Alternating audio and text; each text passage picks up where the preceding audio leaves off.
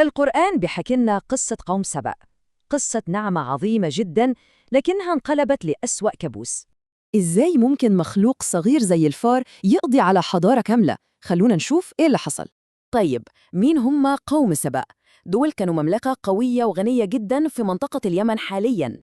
تاريخهم كان طويل وكان عندهم عصر ذهبي من الغنى والإيمان، لكن للأسف الوضع ده ما تغيرش.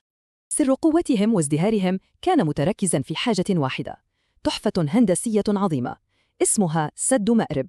السد ده حرفياً حول الصحراء لجنة، كان بيجمع مياه الأمطار ويخلق جنتين حوالين المدينة. تخيلوا الغنى وصل لفين؟ كانت الفاكهة تقع في السلال لوحدها من كتر الخير.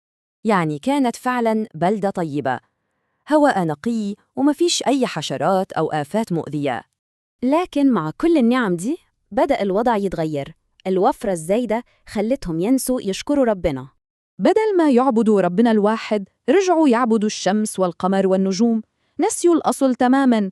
غرورهم خلاهم يسرفوا في النعم بطريقة غريبة لدرجة استخدام الخبز في أمور مهينة.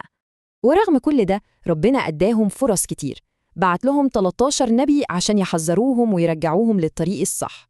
بس زي كتير قبلهم كذبوا كل الأنبياء دول وفضلوا مكملين في طريقهم الغلط. وهنا كان لازم يجي العقاب، والغريب إنه جاهم من نفس الحاجة اللي كانت مصدر فخرهم، السد.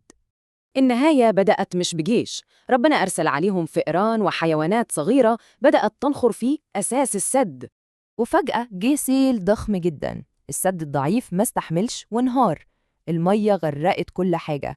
الجنة الخضراء اتحولت لصحراء، وبدل الفاكهة الحلوة طلع مكانها شوك ونبات طعمه مر. يعني اللي حصلهم ده ما كانش صدفة أبداً، ده كان نتيجة مباشرة لأفعالهم وكفرهم بالنعمة.